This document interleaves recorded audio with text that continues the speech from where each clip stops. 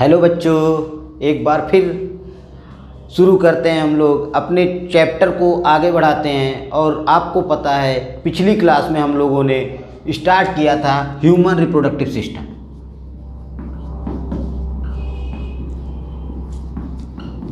Human reproduction, ठीक है बेटा। ह्यूमन रिप्रोडक्शन में आप लोगों ने क्या देखा था, उसमें हम लोगों ने ह्यूमन रिप्रोडक्टिव सिस्टम में हम लोगों ने देखा था mail reproductive system. Male reproductive system देखा था। मेल रिप्रोडक्टिव सिस्टम में आपने क्या देखा था कि ऑर्गेन्स कौन कौन से हैं, मेल रिप्रोडक्टिव ऑर्गेन्स कौन कौन से हैं। साथ में आप लोगों ने क्या देखा था, रिप्रोडक्टिव ग्लैंड। बेटा ध्यान दीजिएगा, जो ये रिप्रोडक्टिव ग्लैंड्स हैं ये सबसे ज़्यादा इंपॉर्टेंट है इस टॉपिक का। तो इसमें आप लोगों ने 3 ग्लैंड्स देखी थी। एक देखी थी सेमाइनल वेसिकल, दूसरा क्या देखा था प्रोस्टेट, और तीसरा क्या देखा था काउपर्स ग्लैंड। ठीक है बेटा, तो इस तरीके से हम लोगों ने ऑर्गन देखा था, रिप्रोडक्टिव ऑर्गन क्या कौन कौन से थे, और साथ में रिप्रोडक्टिव ग्लैंड्स क्या थी और इनके फंक्शन देखे थे। बेटा जब इतनी बातें आप लोगों ने देख ली थी तो फिर आप लोगों ने क्या देखा था, यहाँ पे फॉर्मेशन किसका हो जाता है, स्पर्म का। किसका फॉर्मेशन हो जाता था, स्पर्म का, जिसको आप दूसरे टर्म में क्या कहते थे, मेल गैमीट। क्या कहते थे, मेल गैमीट। बेटा रिप्रोडक्शन में आप लोगों ने पहले ही लेक्चर में देखा था कि क्या होता है, जो गैमीट्स होते हैं, गैमीट्स आपस में फ्यूज करते हैं और बनाते क्या थे, जाइगोट बनाते थे। तो बेटा अभी तक हम लोगों ने क्या देखा था, मेल गैमीट का फॉर्मेशन देख लिया था। बेटा आज हम लोग को क्या बनाना है, फीमेल गैमीट का फॉर्मेशन करना है। अगर फीमेल गैमीट का फॉर्मेशन करना है तो बेटा आपको देखना होगा फीमेल रिप्रोडक्टिव सिस्टम। क्या देखना होगा, फीमेल रिप्रोडक्टिव सिस्टम। अब फीमेल रिप्रोडक्टिव सिस्टम में कौन कौन से ऑर्गन पार्टिसिपेट करते हैं, कहाँ पर फीमेल गैमीट का फॉर्मेशन होता है। फीमेल गैमीट जो होती है, फीमेल गैमीट को क्या कहा जाता है, फीमेल गैमीट को कहा जाता है ओवा। तो आज हमको क्या देखना है, फीमेल रिप्रोडक्टिव सिस्टम देखना है, साथ में ओवा का फॉर्मेशन देखना है। जैसे ही ओवा का फॉर्मेशन हो जाएगा, एक तरफ स्पर्म का फॉर्मेशन हो चुका है, दूसरी तरफ ओवा का फॉर्मेशन हो जाएगा, इनका फ्यूजन होगा और जाइगोट बन जाएगा। तो बेटा आज क्लास को ले चलते हैं कहाँ पर, फीमेल रिप्रोडक्टिव सिस्टम की तरफ। चलिए स्टार्ट करते हैं फीमेल रिप्रोडक्टिव सिस्टम। बेटा फीमेल रिप्रोडक्टिव सिस्टम की अगर आप बात करते हैं तो आपको पता है कि जो primary reproductive organ of female होता है, इट मीन्स जहां पर फॉर्मेशन होता है किस चीज का, ओवा का। ओवा का फॉर्मेशन फीमेल रिप्रोडक्टिव सिस्टम में किस ऑर्गन में होता होगा, ओवरी में होता है। किस में होता है बेटा, ओवरी में। ओवरी के अंदर ओवा का फॉर्मेशन होता है। ओवरी जो होती है बेटा आपके बॉडी कैविटी के अंदर सिचुएटेड होती है। कहाँ सिचुएटेड होती है, बॉडी कैविटी के अंदर। जैसे टेस्टिस को आपने देखा था, testis outside the abdominal cavity था, इन स्किन पाउच स्क्रोटम के अंदर सिचुएटेड था। लेकिन जो ओवरी होती है बेटा वो एब्डोमिनल कैविटी के अंदर होती है। ठीक बेटा, तो ओवरी होती है, ओवरी के अंदर क्या होता है, oogenesis होता है, और क्या फॉर्मेशन हो जाता है, ओवा का फॉर्मेशन हो जाता है। बेटा आप लोग सोच रहे होंगे oogenesis क्या है, तो मैं अभी थोड़ी देर बाद आगे बताऊंगा कि oogenesis क्या होता है। तो बेटा स्टार्ट करते हैं, शुरू करते हैं और समझने की कोशिश करते हैं कि जो फीमेल रिप्रोडक्टिव सिस्टम होता है ये कैसा होता है और इसका फंक्शन क्या क्या होता है। ठीक है बेटा, चलिए स्टार्ट करते हैं।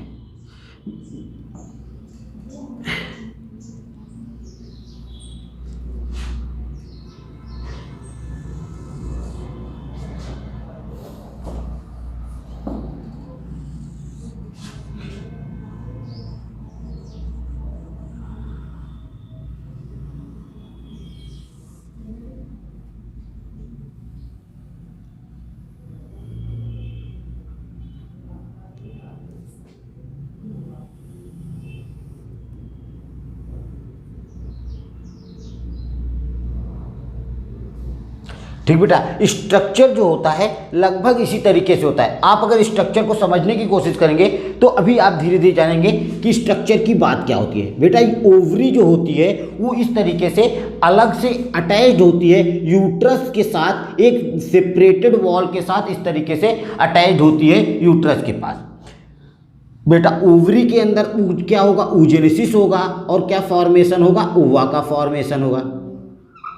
और बेटा जो फर्टिलाइजेशन होता है स्पर्म और ओवा का, वो कहीं जा कर के यहाँ पे होता है। ये एक जंक्शन होता है बेटा, अभी मैं बताता हूँ किस तरीके से। तो बेटा अगर फर्टिलाइजेशन यहाँ होना है तो ओवा को यहाँ जाना होगा ना। और बेटा स्पर्म जो होता है फीमेल जेनाइट एरिया के थ्रू, हमने बताया था स्पर्म भी मूव करता हुआ यहाँ पहुँचेगा। जब स्पर्म और ओवा यहाँ पहुँचेंगे तो उनका क्या होगा, फर्टिलाइजेशन होगा।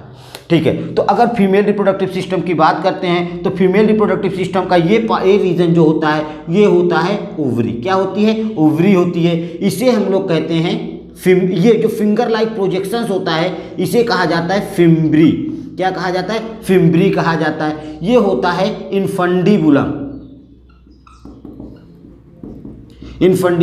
बेटा आप समझ सकते हैं कि ये जो फिंगर है, फिंगर लाइक स्ट्रक्चर जो निकला होता है, ये फिंगर लाइक स्ट्रक्चर को फिम्ब्री कहा जाता है। और इसके ऊपर का जो रीजन होता है इसे कहा जाता है इनफंडिबुलम। ये फनल शेप्ड स्ट्रक्चर होता है। फनल शेप्ड स्ट्रक्चर के इनिशियल पॉइंट पर फिंगर लाइक प्रोजेक्शंस निकले होते हैं और ये फिंगर लाइक प्रोजेक्शंस क्या बनाते हैं, फिम्ब्री बनाते हैं। फिम्ब्री का काम क्या होता है, लगातार मूवमेंट करना होता है, जिसकी वजह से यहाँ से रिलीज हुआ ओवा कलेक्ट हो जाता है कहाँ पे, इनफंडिबुलम के अंदर। उसके बाद बेटा ये रीजन जो होता है इसे कहा जाता है एम्पुला। इसे क्या कहा जाता है, एम्पुला कहा जाता है। और लास्ट रीजन जो होता है इसे कहा जाता है इस्थमस। इसे इस्थमस कहा जाता है। और यही तीनों पार्ट जो होते हैं, यही तीनों पार्ट आपस में मिला करके बनाते हैं ओविडक्ट। क्या बनाते हैं, ओविडक्ट, या इसी को आप लोग कह सकते हैं फैलोपियन ट्यूब। क्या कह सकते हैं हम लोग, फैलोपियन ट्यूब। तो बेटा फैलोपियन ट्यूब का फॉर्मेशन होता है। उसके बाद ये रीजन जो होता है बेटा इसे कहा जाता है यूट्रस। क्या कहा जाएगा, यूट्रस कहा जाता है। यूट्रस के अंदर बेटा 3 लेयर की कवरिंग पाई जाती है। यूट्रस के अंदर आप देखेंगे तो 3 लेयर की कवरिंग पाई जाती है। ये हुआ दूसरी लेयर और उसके बाद बेटा अगर आप जाएं तो ये हुआ तीसरी लेयर। इस तरीके से 3 लेयर की कवरिंग यूट्रस के अंदर पाई जाती है। ये पहली लेयर हो, ये दूसरी लेयर और ये तीसरी लेयर। ये फर्स्ट, सेकेंड, थर्ड 3 लेयर की कवरिंग पाई जाती है। बेटा आउटर लेयर जो होती है, सबसे आउटर लेयर जो होती है उसे कहते हैं पेरीमेट्रियम। उसे क्या कहते हैं, पेरीमेट्रियम कहते हैं। मिडिल लेयर को कहा जाता है मायोमेट्रियम। इनर लेयर को कहा जाता है इंडोमेट्रियम कहा जाता है। और यही तीनों लेयर आपस में जुड़ के क्या बनाती हैं, यूट्रस। यही तीनों लेयर का फॉर्मेशन से यूट्रस का फॉर्मेशन होता है। उसके बाद ये एक रीजन होता है जिसे हम लोग कहते हैं सर्विक्स। क्या कह सकते हैं आप लोग, सर्विक्स कह सकते हैं। एक ट्यूब लाइक स्ट्रक्चर होता है जिसे कहा जाता है सर्वाइकल कैनाल। जिसे क्या कहा जाता है, एक ट्यूब लाइक स्ट्रक्चर होती है जो कैनाल का काम करती है। उसके बाद आउटर ओपनिंग जो होती है जिसे आप लोग कहते हैं वेजाइना। जिसे हम लोग क्या कहते हैं, वेजाइना कहते हैं। तो फीमेल रिप्रोडक्टिव सिस्टम में इतने ऑर्गन्स हैं। ये सारे ऑर्गन्स के नाम आपको जानने हैं और अगर आप इन सारे ऑर्गन के नाम आसानी से जान जाते हैं तो आपको पूरा रिप्रोडक्टिव सिस्टम समझ में आ जाता है। बेटा होता क्या है इस फीमेल रिप्रोडक्टिव सिस्टम में, होता क्या है, ये डिफरेंट ऑर्गन का काम क्या है। बेटा ओवुलेशन के समय जब ओवा यहाँ से रिलीज होता है, कहाँ से, ओवरी से ओवा रिलीज होता है, तो इनफंडिबुलम के पास जो फिम्ब्री होती हैं वो लगातार मूवमेंट करने की वजह, उनके लगातार मूवमेंट करने की वजह से जो ओवा होता है वो कलेक्ट कर लिया जाता है कहाँ पे, इनफंडिबुलम में। ओवा इनफंडिबुलम में कलेक्ट कर लिया जाता है। अब जब ओवा इनफंडिबुलम में पहुंचता है तो ये यहाँ पे जो होती है सीलिएटेड सेल्स पाई जाती हैं। सेल्स पाई जाती है जिनके ऊपर सीलिया बनी हुई होती है, यानी कि हेयर लाइक स्ट्रक्चर्स होते हैं। वो लगातार इस तरीके से मूवमेंट कर देती हैं और उनके मूवमेंट की वजह से ओवा धीरे धीरे मूव करता हुआ कहाँ पहुँच जाता है, जंक्शन पर पहुँच जाता है, एम्पुला और इस्थमस के जंक्शन पर, जिस जंक्शन को कहा जाता है एम्पुलरी इस्थमक जंक्शन। इस जंक्शन को क्या कहा जाता है, एम्पुलरी इस्थमक जंक्शन कहा जाता है। इस जंक्शन पे पहुंच जाता है ओवा। बेटा जिस समय ओवा इधर से मूव करके इधर की तरफ पहुंच रहा होता है उसी समय कॉपुलेशन होता है और स्पर्म को रिलीज कर दिया जाता है फीमेल जेनाइट एरिया के अंदर। और अगर उसी समय पे फीमेल जेनाइटेरिया के अंदर अगर स्पर्म को रिलीज किया गया है तो स्पर्म के पास जो टेल पाई जाती है उस टेल की हेल्प से मूव करता हुआ वो भी कहाँ पहुँच जाता है, यहाँ पर एम्पुला स्टमक जंक्शन पर पहुँच जाता है। और अगर सेम टाइम पर दोनों लोग एम्पुला स्टमक जंक्शन पर पहुँच जाते हैं तो इनका हो जाता है फ्यूजन। इनका क्या हो जाता है, फ्यूजन हो जाता है और बना लेते हैं जाइगोट। क्या बन जाता है, जाइगोट का फॉर्मेशन हो जाता है। अब ये जाइगोट में डिवीजन होता है, सेल डिवीजन होता है, जिसे आप लोग क्या कहते हैं, क्लीवेज कहते हैं। अगर जाइगोट में सेल डिवीजन हो रहा है तो उसे क्लीवेज कहा जाता है। क्लीवेज होने की वजह से जाइगोट में सेल नए नए सेल 2 सेल स्टेज में पहुंच जाता है, 4 सेल स्टेज में पहुंच जाता है, 8 सेल स्टेज में पहुंच जाता है, 16 सेल स्टेज में पहुंच जाता है। तो हर 2 सेल स्टेज, 4 सेल स्टेज, इनका सबका अलग अलग नाम है, जो कि अभी आप मत जानिए। तो इस तरीके से सेल के स्टेज की वजह से ये जाइगोट लगातार डिवीजन, क्लीवेज होने की वजह से मारूला, ब्लास्टुला, गैस्टुला, इस तरीके से स्टेज जो होते हैं वो बनते बनते आ जाता है और पहुंच जाता है यूट्रस के अंदर। क्या कहाँ पहुंच जाता है, यूट्रस के अंदर पहुंच जाता है। जब यूट्रस के अंदर पहुंचता है तो वो यूट्रस से क्या हो जाता है, अटैच्ड हो जाता है। यूट्रस से अटैच्ड हो जाता है। जैसे ही यूट्रस से अटैच्ड होता है, और आपको पता है बेबी यूट्रस से एक थ्रेड लाइक स्ट्रक्चर से अटैच होती है, जिसे आप लोग क्या कहते हैं, जनरली आप लोग कहते हैं प्लेसेंटा। जनरली आप लोग क्या कहते हैं, प्लेसेंटा कहते हैं, जिसे हम लोग कह सकते हैं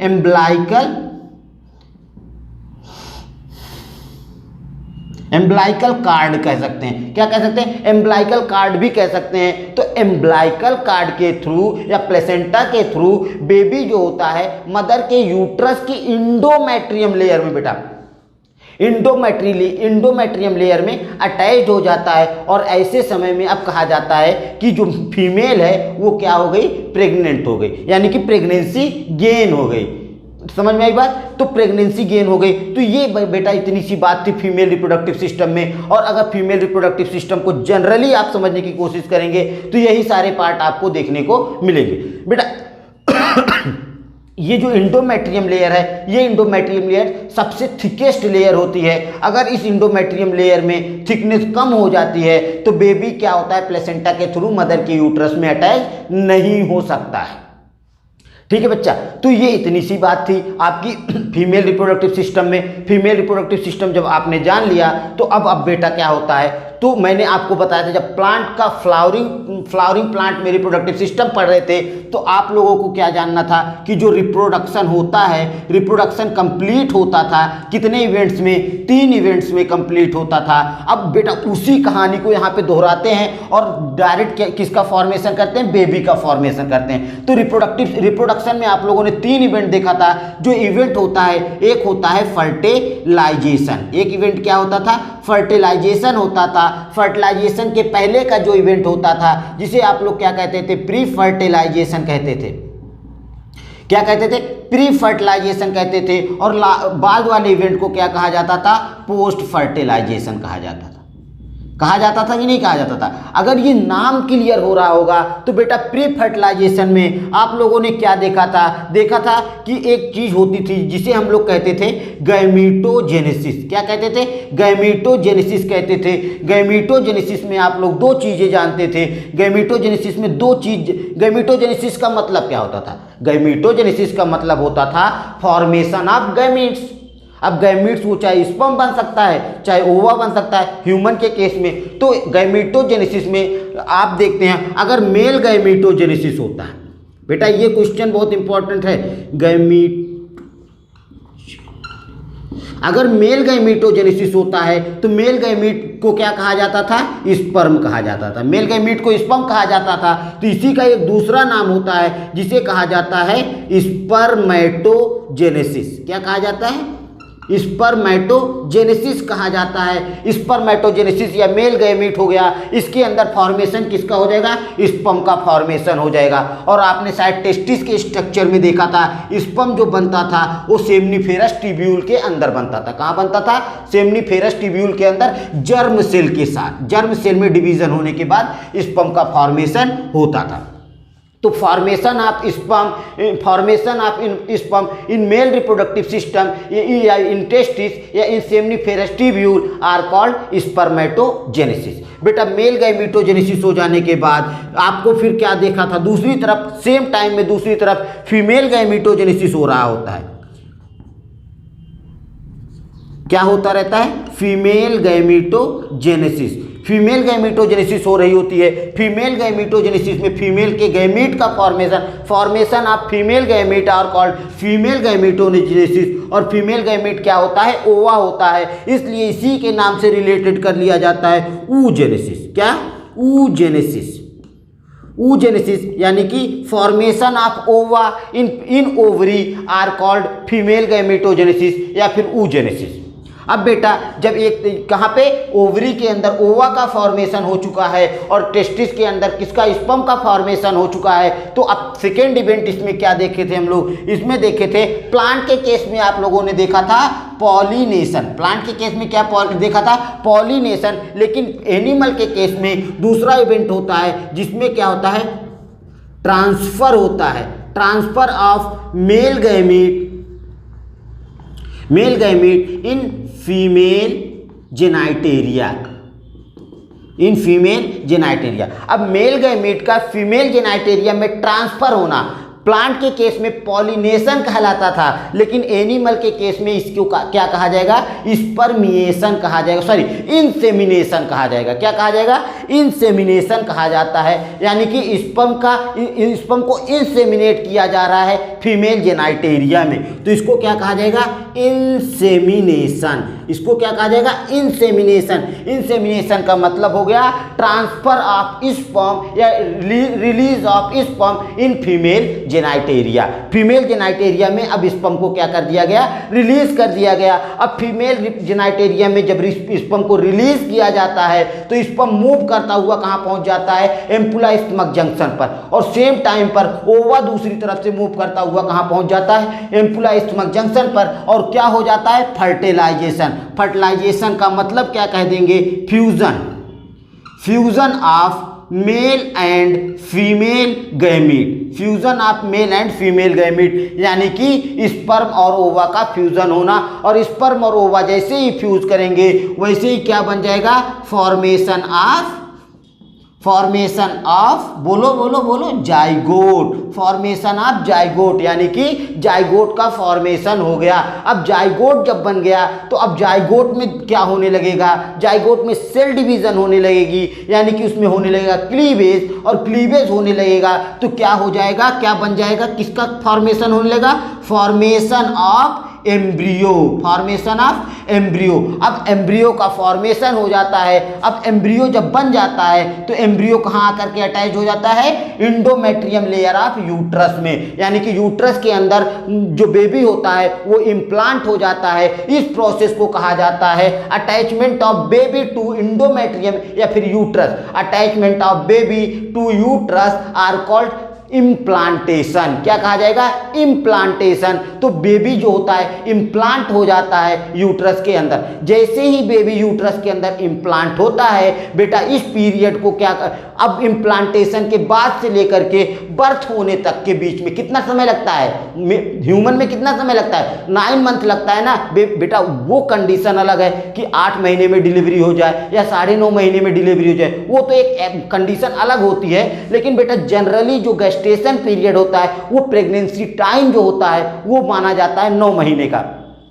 9 महीने के अंदर बेबी के डिफरेंट ऑर्गन्स में क्या होता है? डेवलपमेंट होता है। अलग अलग ऑर्गन्स अलग अलग टाइम पे डेवलप्ड होते रहते हैं और एक मेच्योर एम्ब्रियो का फॉर्मेशन, एक मेच्योर बेबी का फॉर्मेशन हो जाने के बाद तब जाकर के क्या होता है? पार्चुरेशन यानी कि डिलीवरी का केस होता है। और वो पूरा का पूरा समय कितने समय के लिए होता है? 9 मंथ का होता है। तो पूछा जाता है ह्यूमन फीमेल में प्रेगनेंसी पीरियड कितना होता है? तो 9 मंथ का प्रेगनेंसी पीरियड होता है। वो 9 मंथ का जो प्रेगनेंसी पीरियड होता है उस पीरियड को कहा जाता है गेस्टेशन टाइम। उसको क्या कहा जाता है? Gestation time. यानी कि बेबी का इम्प्लांटेशन से लेकर के बेबी बर्थ होने तक के बीच का जो टाइम होता है उसे हम लोग गेस्टेशन टाइम कहते हैं। और जब बेबी अटैच्ड हो रहा होता है यूट्रस से तो उस टाइम उसको क्या कहा जाता है? इम्प्लांटेशन कहा जाता है। शब्द सुनिएगा बेटा, इम्प्लांटेशन यानी कि attachment of baby to uterus, या ये फिर कह सकते हैं uterine wall. Attachment of baby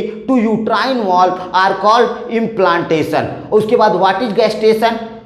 after implantation, from implantation to birth of baby, यानी कि इम्प्लांटेशन से लेकर के बेबी के बर्थ तक के बीच का जो टाइम पीरियड होता है, आप कह सकते हैं time period between implantation to birth of baby are called gestation period, are called gestation period. बेटा गेस्टेशन पीरियड के बाद बेबी का बर्थ होता है, जो बर्थ होता है बेटा उसको कहा जाता है पार्चुरेशन। उसे क्या कहा जाता है? पार्चुरेशन कहा जाता है। तो इस तरीके से आपको यहाँ पे 3 टर्म मिल गए, इम्प्लांटेशन मिल गया, गेस्टेशन मिल गया, पार्चुरेशन मिल गया।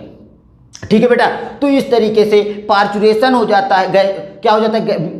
इम्प्लांटेशन हो जाता है। उसके बाद 9 मंथ का गेस्टेशन पीरियड होता है। 9 मंथ के गेस्टेशन पीरियड के बाद जब बेबी पूरी तरीके से डेवलप्ड हो चुका होता है तो बेबी बर्थ कैनाल के थ्रू, जो सर्वाइकल कैनाल होती है बेटा, इसी को कहा जाता है बर्थ कैनाल। इसी को क्या कहा जाता है? बर्थ कैनाल भी कहा जाता है। बर्थ कैनाल के थ्रू बेबी का क्या हो जाता है? पार्चुरेशन हो जाता है और वो बेबी एक बेबी का क्या होता है? बर्थ होता है और नई दुनिया में एक नए मेहमान का स्वागत कर लिया जाता है। तो बेटा ये पूरा का पूरा चैप्टर में आपने क्या देख लिया? पूरी की पूरी बातें देख ली। Female reproductive system, male reproductive system, flowering plant का रिप्रोडक्टिव सिस्टम, और उसके बाद आप लोगों ने एसेक्सुअल रिप्रोडक्शन, वेजिटेटिव रिप्रोडक्शन, यानी कि हमने इस चैप्टर को क्या किया? पूरी तरीके से कवर कर लिया। आपको पढ़ने में 2, 3, 4 लेक्चर लगे होंगे, 4 से 5 लेक्चर आया हुआ, लेकिन हमें लगता है कि अब इस चैप्टर में कोई चीज़ें थोड़ी बहुत बची नहीं होंगी। लेकिन अब आपका काम क्या है बेटा? आपका काम क्या है? इस चैप्टर को पढ़िए, पूरी तरीके से तैयार करिए। तैयार करने के बाद क्वेश्चन उठाइए, कहीं से भी आए हुए क्वेश्चन हो, किसी भी बोर्ड एग्जाम में आया हुआ क्वेश्चन हो, आप उसको चेक करिए, देखिए आपको उनमें से कौन से क्वेश्चन ऐसे हैं जो हमने नहीं पढ़ाया है या हमसे मिस कर गया है, या कुछ ऐसे भी टॉपिक्स होंगे इसी में से जो आपको नहीं समझ में आया हो, वो सारी चीज़ें आप हमसे पूछ सकते हैं। और अगली क्लास बेटा जो कि बहुत ज़्यादा इंपॉर्टेंट होने वाली है, हम क्या करेंगे? रिप्रोडक्टिव सिस्टम वाले चैप्टर में किसी भी एग्जाम में आया हुआ क्वेश्चन जो है वही सॉल्व करेंगे। यानी कि एक लेक्चर जो होगा वो पूरा का पूरा एग्जाम, हर एग्जाम में जहाँ से भी क्वेश्चन आए हैं हमारे, खास करके इस चैप्टर में, चैप्टर वाइज उठाएंगे तो रिप्रोडक्टिव सिस्टम वाले चैप्टर में कहीं से भी आया हुआ क्वेश्चन, किसी भी बोर्ड एग्जाम में आया हुआ क्वेश्चन हम लोग क्या करेंगे? सॉल्व करेंगे, समझने की कोशिश करेंगे, चेक करेंगे कि कुछ हम लोगों ने छोड़ा तो नहीं है। अगर छोड़ा है तो उसको समझने की कोशिश करेंगे, क्लियर करेंगे।